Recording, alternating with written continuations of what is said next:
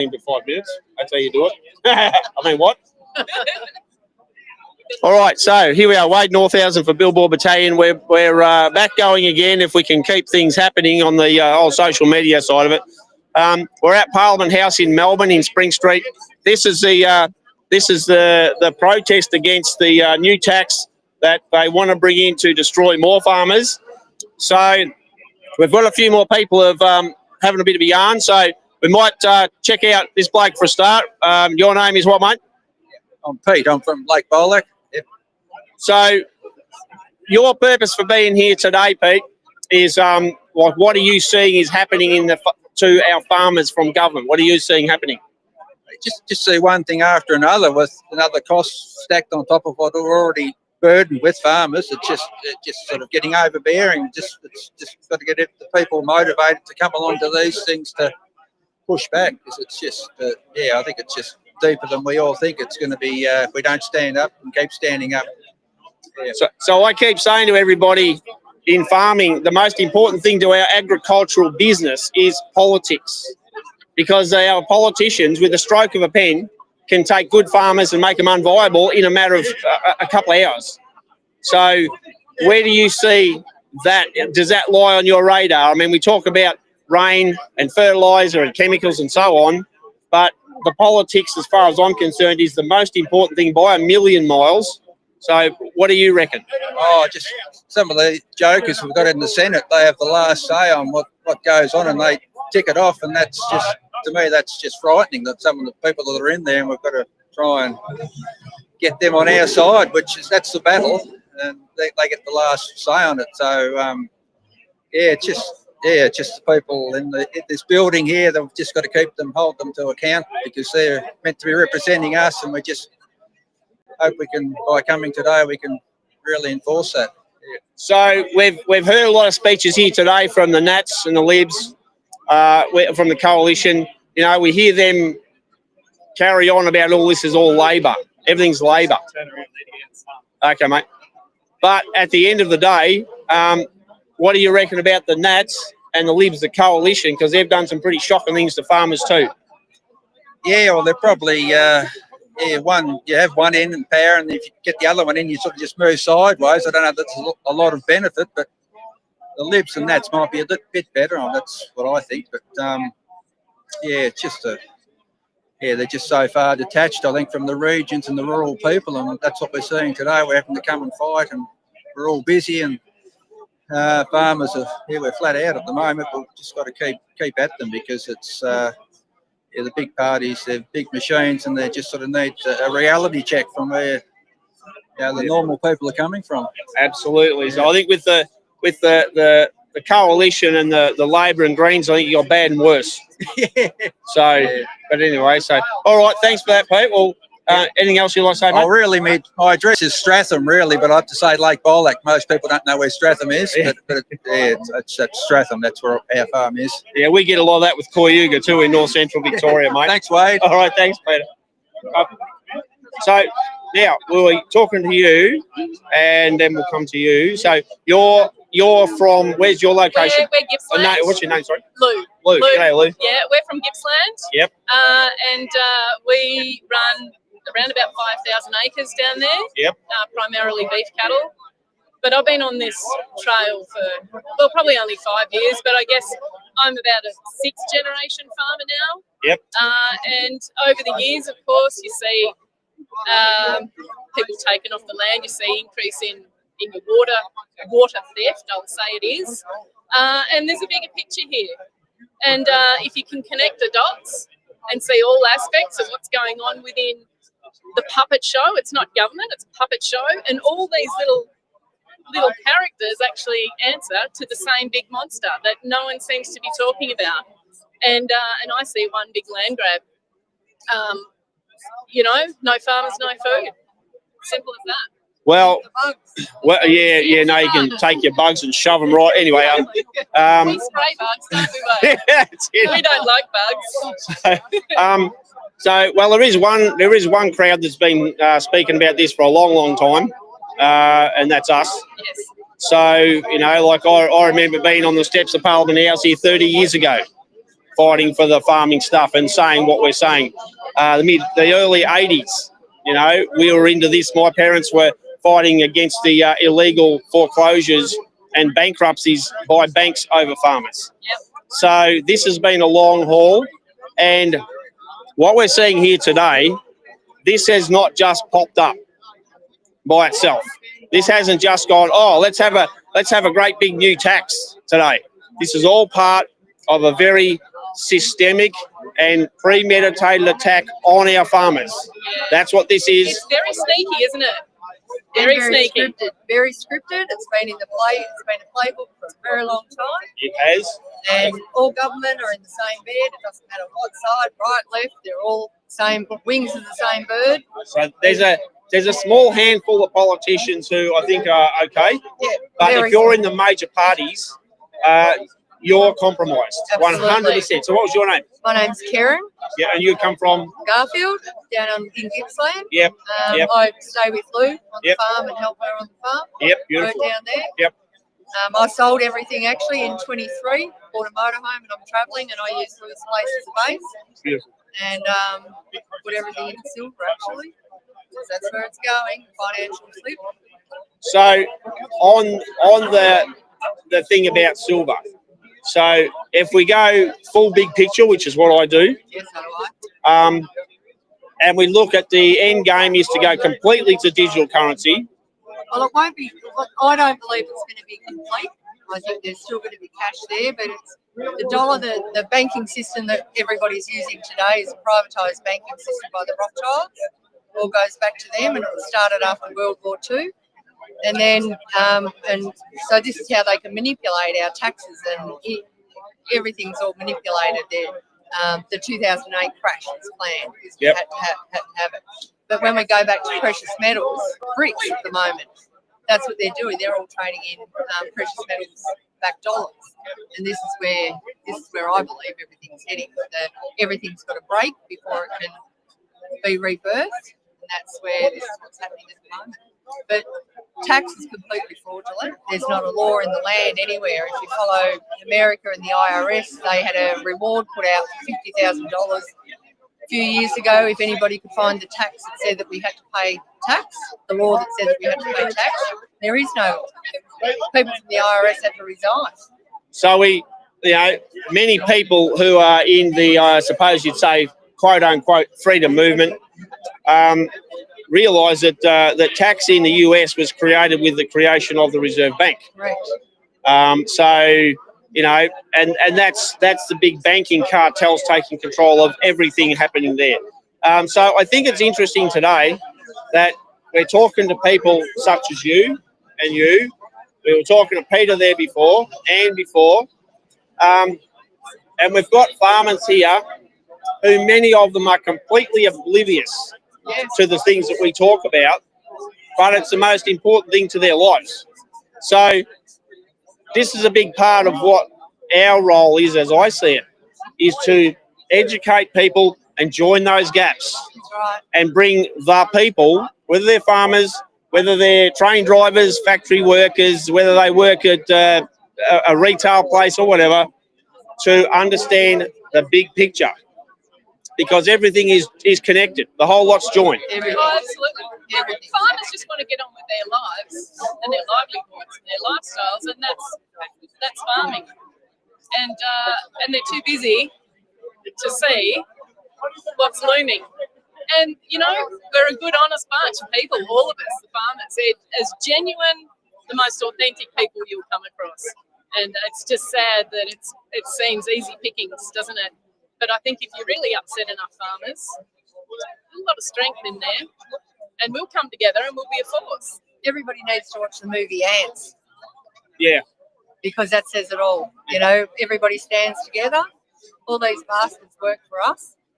Everything went through without referendums. We got sold out, went to a corporation in 1974, and that's when we lost our rights. So anything that's got to roll back to when that fraud happened, and Australia turned into a Well, we've had corporation. 2 failed referendums for a third tier of government. So how can we even have councils who are actually able to put this tax on us?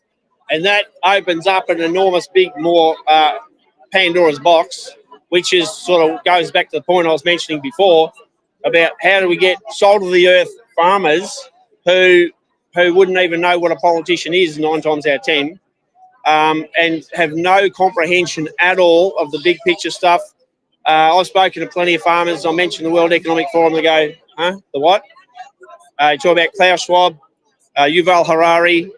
You talk about the World Health Organization. No clue. Yeah, The UN. I think I might have heard. What is that? Is that a footy club or something? You know, for God's sake. I mean, No, they're holy. your boss. They're everyone's boss. Yes. So we've got a big job on our hands, but I think we're getting there. The big problem is we're running out of time. Crunch time's here. We've got the filth from the federal government currently are overseas signing us up to World Health Organization death treaties. That's what it is, a death treaty. Absolutely. As fast as they can. Yep. So people here don't get what this means. If you said to someone here in farming about the international health regulations or the global pandemic treaty, they wouldn't have a clue, no idea what the hell you're even talking about. Town hall meetings, country meetings. I lived in Shepparton and outskirts of Shep for just over 20 years. So I'm, lived in the farming country. And when I went up there, it was just after the 93 flood, which was created, like all the floods and the fires. And then after that, I think it was a couple of years, and then everything just went drought. Everything was just dirt. It's horrific. And pushing everybody off the farms, the dairy farms. Everybody was walking off in droves. Well, that was Wade. You're a dairy farmer, weren't you? I was third generation dairy farmer at Tongawa, just out of Tony, which colloquially was known as the Golden Mile in the dairy industry in Australia. The Golden Valley was the best dairying area in Australia, and the best, some of the best orchard area. Horticulture was huge. Dairying was huge. Well, you had access to water back then. That was it. That was the clincher. And water takes good country and makes it work. You take the water away, you're dead in the water, if you excuse the pun. And that's what these filthy scumbags here in these parliaments have initiated with the federal government, and even now, trying to get farmers to understand the likes of the Murray-Darling Basin Plan. That's design. Its purpose has nothing to do with the environment. It has everything to do with wiping out more farmers and communities and food production and the whole deal. And let's not then get started on the smart city. Yeah, no, that's that's for another day. That is. At the end of the day, it comes down to education and talking about the elephant in the room. That if everybody was aware that tax was illegal, that it was fraudulent, and everybody stood together and said no, it would stop. Absolutely. And I mean, at the end of the day, our role is to make the people understand that it's coming from a higher place. It is all connected. It's not just about tax. That's only one element. No, of course it is. Absolutely. And starving people is one of their priority objectives. That's what this is about. This is another knife in the back of farming, on top of the 400 we've already got. So we just, at some stage we've got to be strong enough to stand together and say, if this tax comes in, we're not paying rates. We don't pay a single thing to this government any longer, and we cut the head off the snake once and for all. It has to come to that, because the power sits with we, the people. Yes. And these guys are public servants, and they've got to know their place. We don't want that. We don't have it. Simple. They can all go, and we'll start again. I might just grab your contact details if you don't mind. Yeah. If you might just write that down. Yep. And we'll get around a few other people. Yeah, Brett. Wait. Hey, how are we? Here we got young Brett. Yeah. How are you, mate? Good, mate. Yourself? Well, we're living the dream, eh? One nightmare at a time. I'm getting a sunturn out here. Well, it is. So, for those who might not know, Brett Hosking is the new and improved president of the Victorian Farmers Federation. And we've been wanting to catch up with Brett for a few days now because we've got a few issues going on where Brett's got, I think he's possibly been used a bit by different crowds like Farmers for Climate Action. There's all that sort of thing. So Brett's probably shrinking about right now. I'm not looking at him. But we'll ask him a few questions about that in a minute. What are the chances just happen to walk past at the right time? How good does it get? Exactly. How good does it get? But yeah, so now what we're doing here today, Brett, we're talking about this this massive, great big new tax.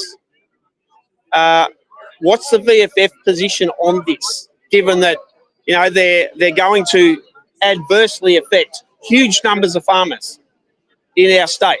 Yeah, well, I mean, we're opposed to it. We've been opposed to it all the way along, Wade. We're continuing to oppose it. We've engaged with the government. As futile as that feels sometimes, we've still engaged, and we've done it in good faith, always in open conversations. We've engaged in particular with the crossbench of the upper house, so the Greens, the Animal Justice, the legalised marijuana, all of them. We've been talking to them and continuing to engage. It's the reason the vote hasn't gone ahead yet. It hit the upper house 5 weeks ago, got its first read, and just before Easter, it promptly got deferred to after Easter and Anzac Day. We're back here. It was meant to hit the upper house today, and late last night they delayed it. It means we're winning. It means the crossbench is listening, they're hearing, but they haven't said a flat no yet. So we need them to say a flat no. We need to take that next step. Absolutely. What are your numbers at the minute? Where do you reckon it sits? If it was put to the vote right now, it'd be defeated. I'm fairly confident of that. That doesn't mean the government's not doing deals, not trying to do a trade, and that's their job, to be sure. So they're doing their job. Our farmers are doing our job, letting them know that we're not happy, letting them know it's not right to be shifting the cost onto everyday ratepayers, in particular our farming community, in particular the people who jump onto the back of fire trucks and defend our communities. That's not right, and it can't continue. Exactly. And I mean, like, you come from a dryland cropping area. Fire trucks in that area are incredibly important. And when we get a turnout, like I've been in CFA since I was 15. I'm an ex-brigade captain. And when you get CFA turnout, there's no meter running. They don't get paid. It's just you do it because you're protecting your community. That's the only objective people have. That's the only thing they run for. And then to add insult to injury, to make the very people who turn out to fight the fires have to pay the extra tax for fire protection. I think that the government should just say, well, thanks, mate. We're not going to rip you off. We're not going to be charging you some tax. They can put millions, hundreds of millions into pointless crap, and they're charging us for the benefit of being able to fight your own fires or protect your own properties or your communities. I think, Wade, you can see someone's overalls, someone's captain's hat over there. Nick should zoom in on that, because I think that being left behind is the most telling thing that we could. It's more than any words we can share, put it that way. Well, I mean, a picture says 1,000 words. Yeah. And like when we were at Bendigo, the blokes were chucking all the keys for the fire trucks down at Jacinta Allen's door. Yep. And I said, well, we should have some racksies, hang a whole heap of overalls on and walk off, because, I mean, if the bell went, every CFA personnel here would turn out immediately.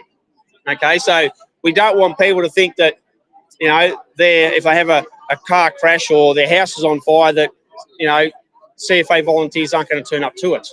Wade, farmers will never leave their community when a time of need, but that's why government neither should leave our farmers and our volunteers when they're in a time of need. And as this drought worsens, it seems the determination of this government to push through taxes increases at the same rate as the drought is worsening, and it's wrong. That is, yes. I mean, if they're trying to stick a knife in your heart, now's the time to have the most effect of killing off more farmers. A lot of people sit at the kitchen table at night with a pen and paper and work out 20 different ways to try and just survive. And then, as we've seen some of these people here talking, their yearly bill could go up 20 grand.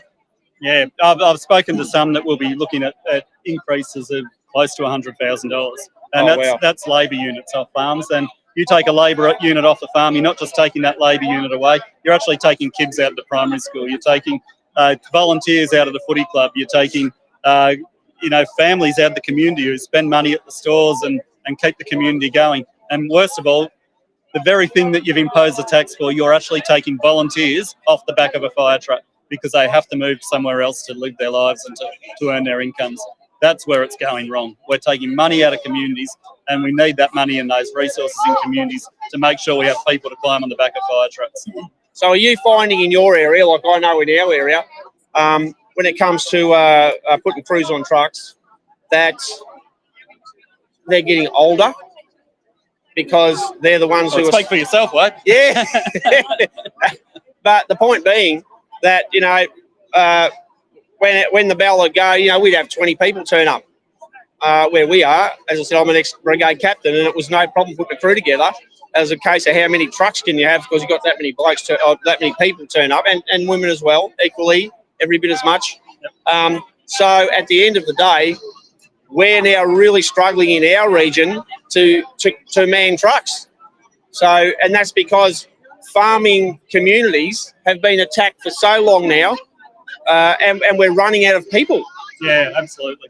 Yeah, we're seeing, you know, these are all private units that are lined up here. We haven't taken tankers out of communities. These are privately owned units, and they're that's testament to the fact that farmers are investing in these resources themselves because you know, they need them. They need to have the resources there when in times of emergency, and they're not just resources for their farms; they're resources for their communities. They're owned and funded by the farmer, but it doesn't seem right to then hit the farmer with another charge. So, all right, thanks, Brett. I was going to talk about what's going on with I've got a meeting with the other mob, but we might let you go, mate. Right, well, just give her our best. Tell her Wade said good day, and Billboard Battalion said, and if she's available for an interview, tell her we're more than happy to give her a run, mate. Thanks, Brett. Oh, okay, so there we have it, people. That's the president of the Victorian Farmers Federation, who I haven't always agreed with the VFF, particularly under the last 2 or 3 presidents, who I thought were absolute horrendous shockers. But I think Brett is he's going a long way down the right page, and I really think that we need to see more leadership from our farmer representative lobby groups to say, you know, the farmers need to understand the politics is what matters, because that's why we're here today, because of some sort of a vote that is going on up here, or now it's been transferred for a couple of days. But I'm pretty sure that the only reason is because there's so many people here. And anyway, that's my thoughts on that. We'll catch up with a couple of other people as we're going around here. Just a lot of people I know that I've bumped into. How are you? What can you say? How are you, mate? Oh yeah, we're still alive and kicking, eh? It's the real Santa for 5 months of the year. The real Santa? Yeah, because the kids say normally it's a fake beard. Give her a good bit of a reef there. Oh, I nearly got whiplash. Okay. Yeah, and also the rally candidate for a Libertarian Party. Really? I was. Who comes from the North Pole? Who comes from the North Pole only 5 weeks of the year, but when it comes to Friday night, going back to the North Pole, someone often gives Rudolph a bag of oats, and I go there and Rudolph's broken down, and I've got to let Mrs. Claus know that I can't come home tonight, so I go out and see a live band. Well, mate, it's just coincidental. You have to adapt to the situation. Yeah. I understand that. Just inform Rudolph about the pot. Yeah, and the cooking say, pot. Oh, Santa, you've lost a lot of weight this year. Mrs. Claus has had me on this diet all year long. I get home, she gives me salad and go and eat out the back with Rudolph. And the old chook's turned into a veggie, has she? Oh no, I can smell roast pork, roast chicken, roast beef, and I know what those elves are eating. There's little monkey. And I swear, this Christmas coming, I'm going to get the elves to build 1 extra barbecue, and it's going out the back, and I'm having venison next year. All righty then. It's fairly lean, but there's no fat on it. If you're after low-fat meat, that's, you know... Well, Mrs. Claus has got me on this diet, and I need meat. Yeah, mate. So I must say, I didn't expect to run into Santa Libertarian today. Yeah. But Hal, this was live, mate. We just roll with the punches. What's Well, I your? did run further Cedar Valley, and I was saying that this year the Libertarian Party were running a Bigfoot, and the Bigfoot was there to Sasquatch the size of government and rip the taxes apart. I got 2.5% votes, so that was a good start. Well, I think it's better than some. Yes. I think it's better than some. We actually we were down in Melbourne probably 3 months ago, and we were speaking at a Libertarian meeting here. Yep. You know, and what do you reckon? And I mean, we're getting a little bit off track here, but hell, that's how it goes. What do you reckon about all the people who were told not to vote and didn't vote? So all our freedom parties and our freedom candidates didn't get a run. I mean, and we've got so many people, and just to sort of lay where I reckon it's at, we've got so many people who just confuse the hell out of everyone because they're all on this crap about, oh well, you know, we shouldn't vote. Well, you have to. At the minute, that's where it's at. Mallee had 6% of people do donkey votes, and they think that they're doing a protest vote when they're not. A real protest vote is to put an independent first, like the Libertarian Party or even Family First. Find a good independent to put first, and then put your favourite party second. And that really sends a message. When they don't get the primary vote, that's telling them that we've got the secondary vote, but the people voting for us are not happy. And we need to start stepping up our game. So the real protest vote is put a independent first, and then the party that you prefer. A good independent. Yeah. So for those people who are watching and probably know across Australia, across the world, no idea in the world where the hell Cedar Mallee is, you might just give people the outline of Mallee. Okay, well, Cedar Mallee, I can understand. It only takes up 36% of Victoria, so I'd expect easily no one to missed. know. Easily missed. And the Cedar Wannon only takes up 30%, so there's 66% of Victoria that Melbourne doesn't know where it exists. Well, it's clear why they don't, because I mean, you just miss it. You know, you blink once and you miss it. We're north that way, west that way. We're there about a couple of hours. So and Wannon is about that way for a couple of hours. Big land masses, Yeah. big land areas, but not enough people. yes, and that's the issue. But it will take you 5 hours to drive from one end of Mallee to the other. Yeah, we used to have a bloke at I was on BFF Water Council, and one of the blokes who I think came from up there, he used to fly. Yeah. He'd fly from, I think he might have been maybe Swan Hill branch or perhaps Robinvale branch. I'm not sure now. He's out that way somewhere. Yeah. And he used to fly to Melbourne to the meetings. Yeah. So that gives you a bit of an idea. All right. So now your take on this here. Is this a one-off policy that affects farmers, or is this part of something that's much, much bigger that farmers, as the farming industry, needs to come up to speed with the politics of it all? The farming industry does need to realise that the government is trying to send them broke by collecting more taxes. There's talk about a PIC, putting a annual fee on your PIC number, property identification code. I'm just waiting for him to monetize the bio. We've really got our borders protected from biosecurity to protect you farmers. How about the farmers pay for biosecurity?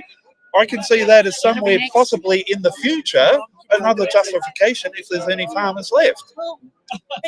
Farmers need to start opening their eyes, stop voting for the lesser of two evils, and really learn that by voting for an independent like the Libertarians, who would cut the cost of taxes, get rid of a lot of excises, and leave money back in the community so that the community is no longer dependent on the government but can actually self-fund and self-build. Yeah, you've hit the nail on the head, because once you make people dependent on the government, they'll just vote.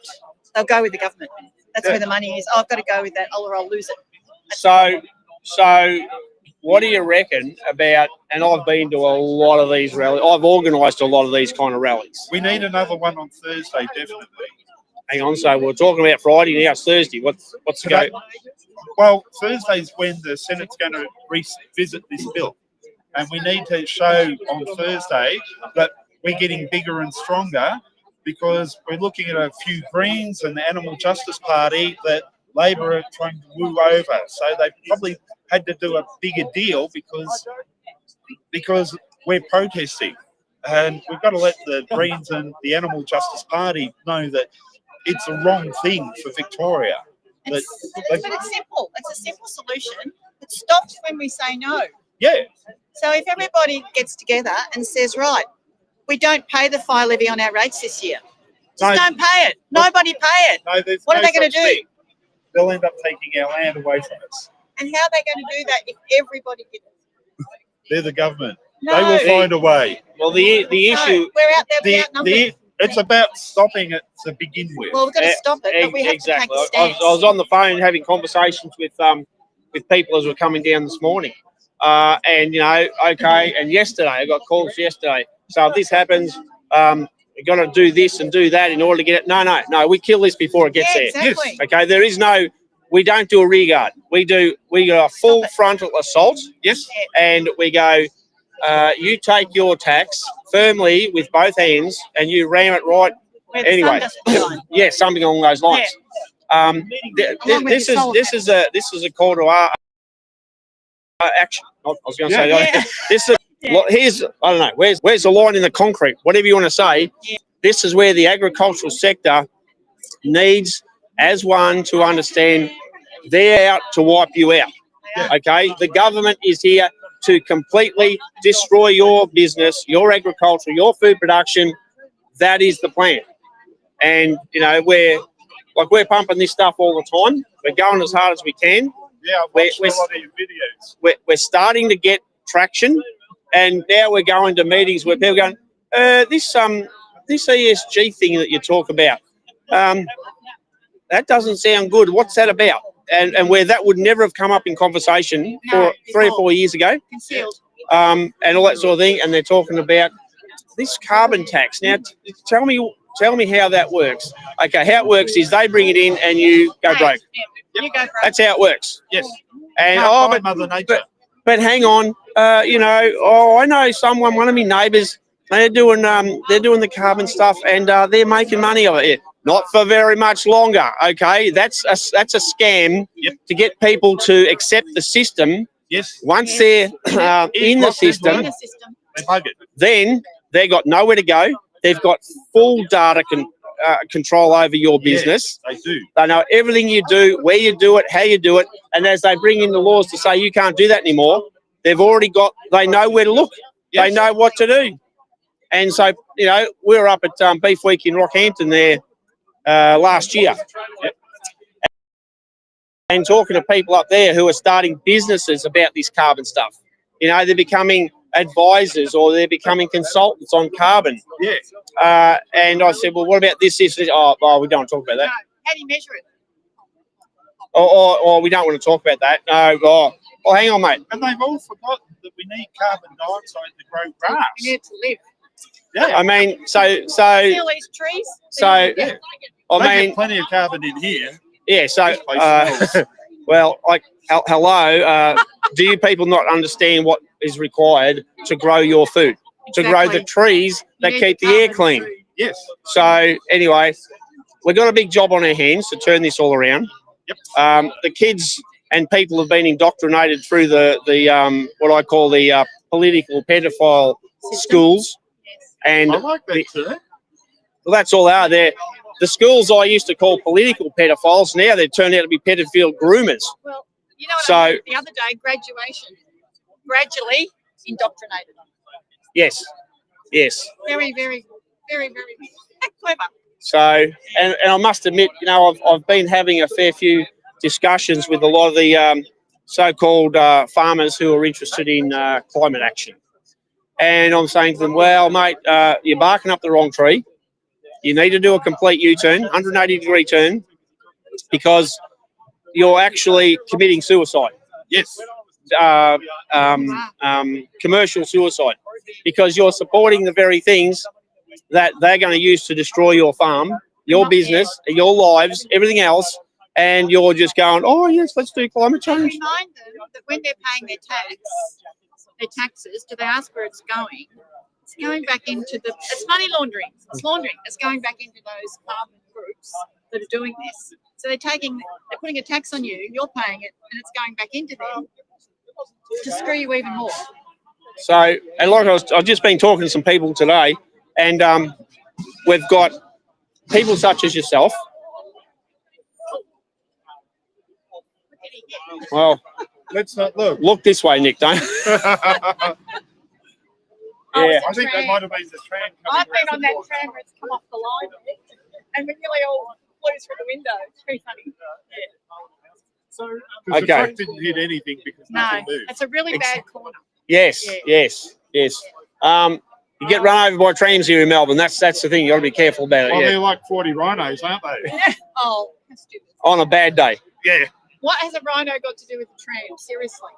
I don't know, but it That's sounded all impressive. about the weight. Now, of the maybe tram. Rhino's some company that backs something that you buy the trams from. No, it was a slogan that was down here for a while that it's 40. A tram weighs the weight of 40 rhinos. Who cares? Oh, Well, well. it can't get out of the way. It can't swerve because it's on tracks. When it hits you, you've been hit. Okay, Yeah. so just quickly the thing that I've been talking to a few people about. We've got a lot of farmers here who know absolutely nothing about the politics that we talk about. No. Yeah, how do we educate people? I mean, we're doing as much as we possibly The can. way you've been doing it Yeah, is one why by you one, just sit and one on that's one. working. It's slow, but I've watched some of your podcasts and Maybe you're community meetings in. Yep, community meetings, in and country towns. you've just got to keep getting the message out there, and they're slowly waking up. Just- Tell a few stories it's going about the lies. It's going to be slow process, but the more there's a lot of farmers that are starting to feel the black dog getting closer, and they're the ones that are going to listen before the ones that, oh yeah, no, we're okay, we're coping. But we all need to be looking after our mates and making sure the black dog stays away. Yeah, that's right. Can you imagine being a fourth generation farmer and saying that to your kids, I'm about to lose the farm, there's going to be no fifth generation?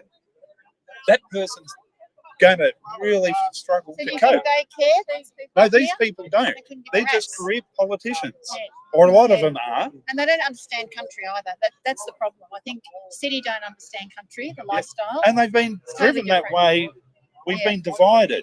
You divide and conquer. Yeah, you do. So I might go and grab a couple of these other people Yeah, for a go second. get But some if you wouldn't mind, you might just give You us- do have my number. I have everyone's number, Oh, yeah. but it's just I've got to be able to put them in order of what they're Yep. about. No, that's all right. So if you assuming You don't mind. assuming that Santa can write okay, I've got the area code for the North Pole. sensational. It's magic day. How's this weather? Well, We need yes. some rain, but Oh, it's amazing. It's amazing. So There you go. well done, mate. Good on you. see you. Love to Bell. Absolutely will. See you. And we look forward to Just you just tell her that. Hi, Belle. Love to you. See you. Excellent. All When right. you're coming over to our neck of the woods, actually, you could come. There's a lot of farmers over in our neck of the woods that I think may be partially awake. So Well, yeah, that's right. We need to expand it to fully. we do, and and they're young too. There's a lot of young generations coming through. Yeah. Yeah. and I'm going to say, Wade, keep the good work up. Yeah. Thank you, and you too, and you too. So we need a few of these smaller parties to kick into gear and give these other mongrels a good old fright. Well, we just need to be able to open people's eyes. Yes, yes. And teach people. Yeah, I know. We know the whole system's There stuff. is a- We've got to vote though. There is a better future and a brighter future if you don't vote for the lesser of two evils. They're monopoly. They're not a duopoly. Well, they're a let's not monopoly. vote for the lesser of two evils. Let's vote for the good people, Yes. the smaller parties and some of the independents who are actually really there to do the right thing by the community. And that's the only reason they've stepped into it. No, that's right. You know, Doing it for the good of the country. well, there's different people who have stood up that last federal election from all over Australia Exactly. just because they're sick to death of what's happening. You know, they've got jobs and careers, and they're prepared to leave them and go into the viper pit to fight for our country. Exactly right. I like that. It's Yeah, For well, an analogy. it's not the other thing I'd normally. Oh, it's got a bit of that in there too. Swamp. Yeah, well, Where that term's used in America. yeah, no, that's I got something a bit more snap, crackle, pop than just swamp, the mate. right bit. Yeah, well, that's all we can say. Yes. All right, mate. We'll catch up with you later. Okay. Okay, see you. Don't forget, Look after all the yourself. best. See you. See you later.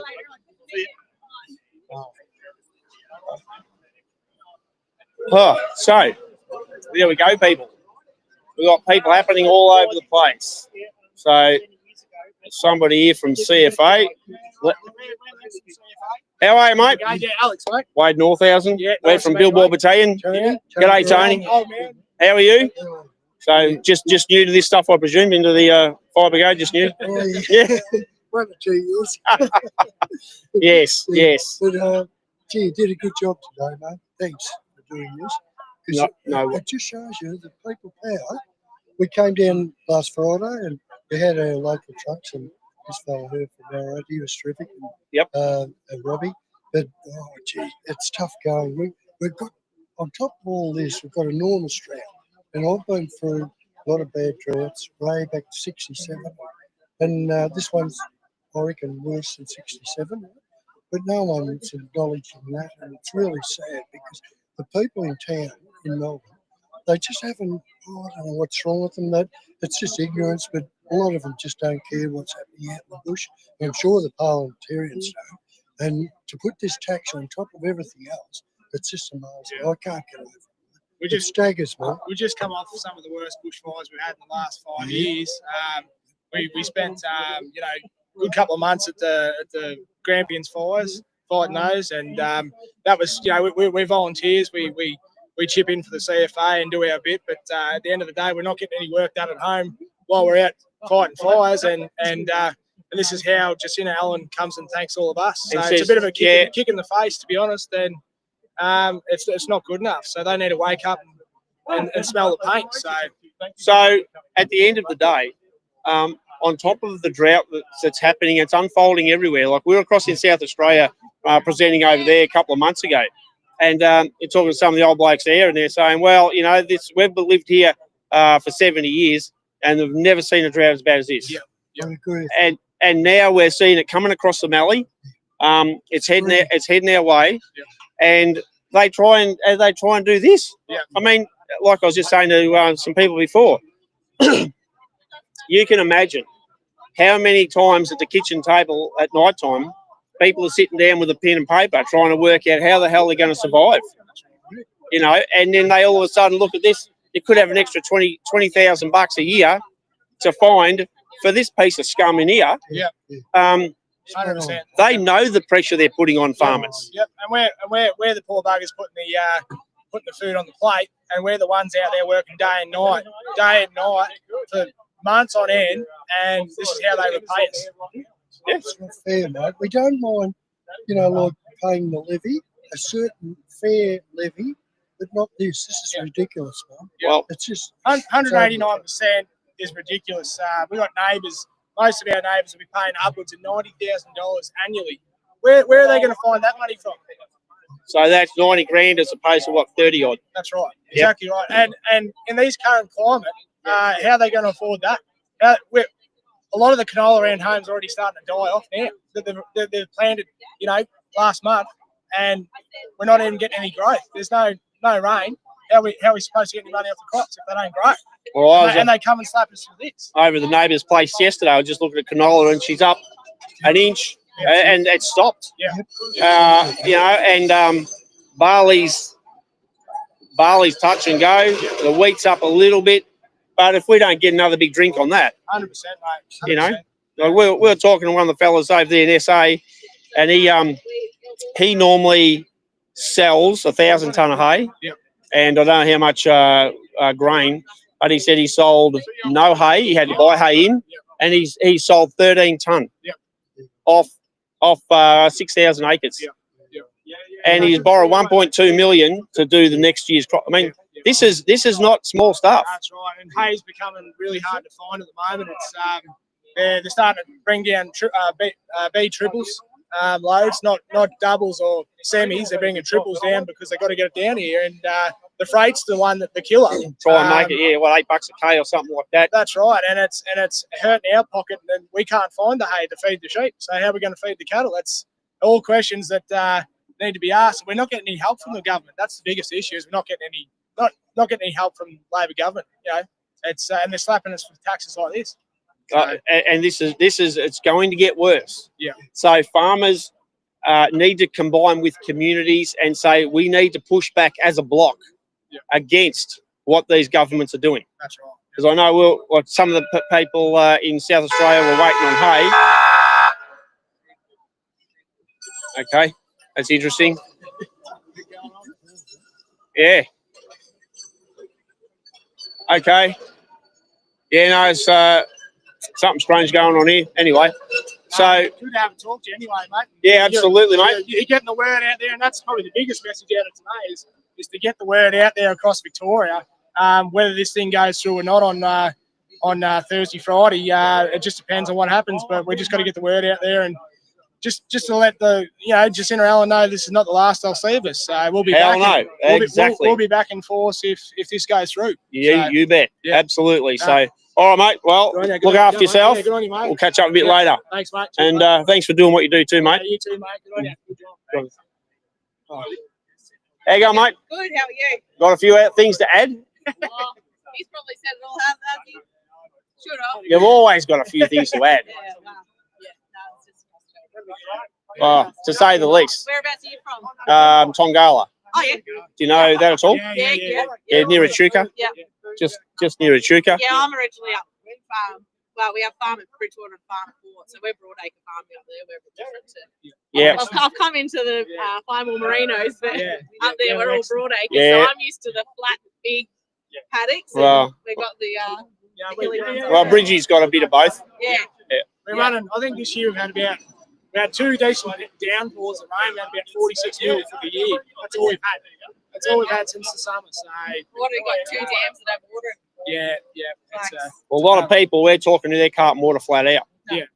So, this has gone from concerning to really serious.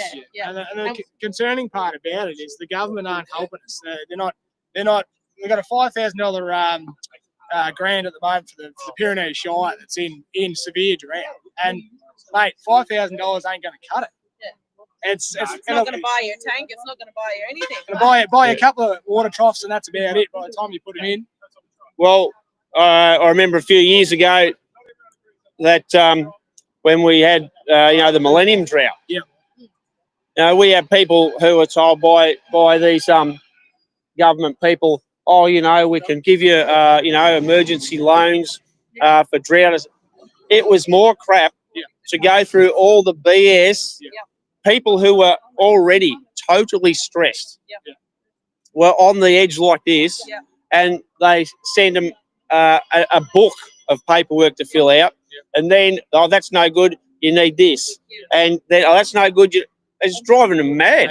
Drives people mad. During that drought up north, like I know there was a lot of suicides. Like the mental health was horrendous. And I tell you what, with all the stress that farms are going through now, it's not far off getting to that point again. And that's why you got to look out for your mates. Check on your neighbours. Make sure they're doing all right. Go around on a Friday night, have a beer with them just to check in, because everyone's doing it tough. And whether you're doing it financially tough or whether you're just stressing about other things. I mean, we've got heaps of renewable energy companies banging on the door. That's stressful enough as it is. And you got the drought on top of that. The towers, and everything else that's coming through, that's making a big issue up north. Like for us, we cover a lot of the renewable energy stuff. And when I say a lot, I mean from the southwest coast of Western Australia up into central Queensland, right down to Victoria here. So we get around, you know what I mean? And we cover this stuff a lot. Well, where we are, because we're up at near Bourne, we've got the AusNet towers coming straight through the middle of us, where they propose to send it through. We're losing 1,000 acres of irrigated. So we have lateral and centre pivots, irrigators, and they're going straight through the middle of them. And they don't. We've spoken to them about, can we move it over to this place so it goes around the irrigators, so we're not losing.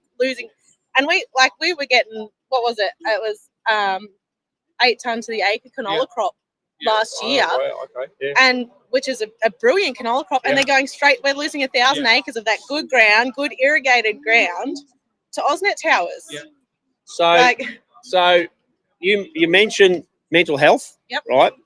And now you're saying that these plans are going straight through the middle of laterals and centre pivots. Yep. So Fifth generation farmers as well. You know, at what point, right? And I spoke a lot about this in 2015-19 about the mental health of farmers with regard to the Murray-Darling Basin Plan. Yep. And we had these many of these maggoty politicians who were saying, "Oh, we're going to put more money into mental health." And I said to them, "Hang on, you're the ones causing." That's right. Okay. So at what point do you sort of look at that? Now we're a few years down the track, the same thing's happening again. Where are you at possibly in saying, well, hang on, this is a deliberate action? Yep, absolutely. It's just one thing after the other. Like they do the AusNet towers, and then they're going to tax us. It's money, it's land. They're taking the whole lot off us, so we have nothing left. Yep. And then what do we do? Like a lot of farmers, they don't have trades to fall back on. Luckily, my dad was pretty intuitive with that. He made sure I have 3 older brothers, and he made sure all of them went and did certificates. So if something happened to the farm, they had something to fall back on. But a lot of farmers up north, they don't have that opportunity to come in and get tickets to back up their farming. Absolutely. And it's amazing how a lot of people, when I'm going to say this, they go, "Oh, I don't want to know about that." Yeah. When I say, we would have meetings, we ran meetings. I was VFF on the Water Council. I was a branch president, and the VFF at that time were absolute crap. They were filth in trying to support farmers. But West Goulburn branch in North Central Victoria, we were fighting the fight, hardcore. And then when I left them, had a big blue with them, and the VFF at that point were totally corrupt. They were just rubber stamping anything politicians wanted to do. G'day, Richard Anderson, old mate, who was the chairman at the time of the VFF Water Council. Anyway, let's not go there, but I'm ready to anytime they want. So I started a group called Southern Basin Communities to fight for this stuff. And, I'd run public meetings, and you'd have farmers 60-year-old or young blokes who come up, they'd be literally crying on your shoulder from what's happening. They're going to lose 5th-generation farms that are handed to them. They're going to lose it because of the government policy. And then 2 weeks later, they're hanging by the neck in the cow shed when the tanker turns up. So this is serious stuff. it is. Yeah. And they just don't care. Like the people in the city, they have no idea of the stress that's going through the country at the moment, and they just don't seem to care. So we, Billboard Battalion, we present a lot in metropolitan areas. Yep. And so many city people do care, but they are deliberately split by the politicians. They try and constantly make it country versus city, and they don't tell the people in the city what's happening. Well, I have many friends in the city, and they had no idea about the fire level. And it's not just affecting us, it's affecting them too. It's going to hit them as well. Absolutely. And they had no idea. Yes. So the government is just so good at just throwing things over people's heads and pushing everything else under the rug so that you just don't know what's going on. You don't know what's going through under the rug when everything else is getting pushed. It's like this vote at the moment, mate. Like they've put it on at a time where they know farmers are busy. We're all sowing, we're spraying, we're feeding sheep, we're flat out carting water. They're just trying to push this vote through so they can pay off a few taxes. It's all deliberate. It's all deliberately timed. But if it does go through, they'll have something to answer for when we all come back. Well, it's interesting that you say about the timing, because when we were fighting against the Murray-Darling Basin Plan, Same time. no, the MDBA, the Murray-Darling Basin Authority, and Golden Murray Water, they would put on consultation meetings at 3:30 in the afternoon in a dairying region. Yeah. So everyone's... Well, AusNet have been doing the same thing up north. Like they've been putting them on at 3 o'clock in the afternoon when all the boys are out sowing. Like we're going flat out 24/7, and they're just not. They're not catering to the people that they're affecting. So, well, I might grab your name and number if that's okay. We can talk a bit. But the moral of the story is you did have more to say. There's always more to say. If you write your on your missus, what's your name? Anna. Anna. Okay. That'd be great. Because We'll be doing a lot more on the AusNet stuff, on the VNI. You know, I'll speak to my brothers because they're pretty angry. Well, they're angry about everything, but unfortunately, they're flat out sewing. And I said I'll go be the voice for our family. no, well done. That's the problem we're sort of facing. Everyone's busy trying to feed sheep. They're trying to cart water, like needs for our farms. Yes. And there's only one of us that can get away to come down here. So realistically, if it wasn't in the middle of sowing, the numbers down here would be tenfold, and the government wouldn't know what to do. The rest of my family's back at home working, mate. They're slogging away while we got down here to represent them. So it's they are attacking us on every level. 100%. They know how to. Good on you, Anna, thank you. They know how to hit people. They know how to put the pressure on. This is what this is about. Is putting pressure on farmers to get them out. This is the bottom line. They want to get them out. Get them out. They want to put green energy everywhere, or they want to put mines. Yep. Well, green energy is crap. There's and it's not green energy. It's just crap. So it cannot do what. More waste than anything. And you know, we've talked to a lot of people over the last year or so, or a couple of years, and the pressure that these companies, they turn up banging on your door. They're putting pressure on people all the time. And at a time where they know blokes are desperate for the cash. And they're cunning how they do it. They know that we're going through one of the worst droughts we've seen in the last 70 years. So the old man, he's been farming for his whole life. He's 75. He's made it down to today, but he said 67 was pretty bad, drought-wise, but he said this is right up there. So, absolutely. And you know, you look at a lot of the windmills. They're trying to. They've got a company going around our region at the minute, trying to suck people in. I mean, trying to encourage people to put up these epoxy windmills. At the end of the day, what a lot of people don't get is that, all right, they might get 20,000 a year from each one of these monstrosities. But when it comes time to decommission them, at the minute, $750,000 to $1 million per turbine to decommission them, and there's no guarantee of anything that the farmer is not going to be left holding the baby. Where does the turbine pads? What do they do with them when they're done? They just cover over the cement. What is it? 70? How many ton of cement it is underneath the turbine? It's huge. They just scrape the dirt straight back over and put another pad in about 100 metres away, and say, there you go. Start a new one. Put a new one up. And I guarantee you that they'll change the environmental BS laws to say that's got to be completely taken out, and you're responsible for it. Who's going to pay for that? That's right, landholder. So at the end of the day, realistically, even if the government do pay for that, it's still our taxes that are costing. So at the end of the day, the landholder goes, hang on, the liability is worth more than the value of the farm. And another thing, going back to the weather, you know, back in '67, there was parts of Victoria that weren't drought affected, that they could rely on getting hay from. But this is different. These last few seasons we've had is different. Most parts of Victoria are in severe drought. It's hard to get the hay in, hard to get the feed in from other places. We can't rely on these other places. We're getting it from New South Wales. Like I own a stock feed store, and we're getting our hay from New South Wales. Which is interesting because we were across in South Australia presenting a couple of months ago, and we were talking to Aussie hay runners here, and they're going, well, we've got hay to go to SA for drought. Like, these people are desperate for anything that a sheep or a cow can eat. And the South Australian government at that point, I believe, was sitting on $15 million war chest to pay for fuel for truckies to bring hay across, and they wouldn't hand it over. And so I was just talking to a bloke from Aussie Hay Runners the other day, and I think he said the government's now allocating $1.40 a K. Like a road train, you pull a road train's $8 a K at least. You know, so that's not moving. The hay's it's just not going. And if the people want to eat, they're going to have to. The government's going to have to start chucking some money towards the farmers. Like we're struggling. We need the money to keep going financially. Otherwise, blokes are going to start selling up, and it's already started to happen in our district. Blokes are selling up. Exactly, and I mean, I don't know how far down the rabbit hole you might go, but people not eating is the plan. That's it. Yeah. That is the plan. Yeah.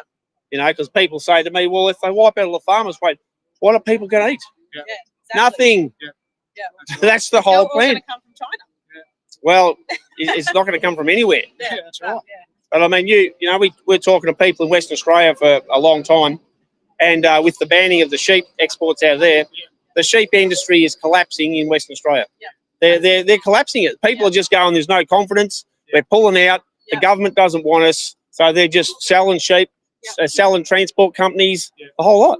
Don't get us started on the live export sheep, mate. That's another story. We'll say that for another time. We'll keep in contact, Yeah, good on you, mate. and we'll do a bit more stuff on that. So I think it'd be brilliant. So Good on you, mate. Nice all to right, meet you. Yeah, good on you, we're mate. gonna keep trucking. Absolutely. Keep doing what you're doing. Catch boys. up. Catch up you later. Thanks, mate. Catch up. How you going, Nick? Is your arm falling off yet, mate? Yeah. My coach was nearly flat and I'm about to get a parking ticket. So hey, it's all good. Let's keep going. All right. So I'll might wind it up there, people. I hope people have enjoyed what we've brought to you today. These are the real face of Aussie farmers, mate. This is where it's at. This is the Australian farmers. This is the real deal. You've heard from so many of them. We've had the discussions, and I must say, I'm very, very proud of the amount of people who say, yeah, they follow Billboard Battalion and they're getting information, and now they're starting to come up to speed. So the work we do, is starting to have an impact. It's continuing, and now we're getting from just the freedom movement into the agricultural sector. We're bringing farmers up to speed on what's happening for real. So I think this is so critically important. So to everybody, thanks very much for all your support. Thanks for watching. If you want to help us to continue doing what we're doing and fight this fight, billboardbattalion.com, Billboard Battalion on Facebook. Hey, hang on a second, Warwick. No, Warwick's doing a runner. Okay, so that's the ABC taking off. I was just going to have a quick chat and interested to wonder about a few of the things they do. Anyhow, we'll catch up with Warwick Long from the Country Hour one of these days soon, and we might just put a few questions to the ABC. All right, people, thanks very much for that. We'll catch up another day. We'll see you later.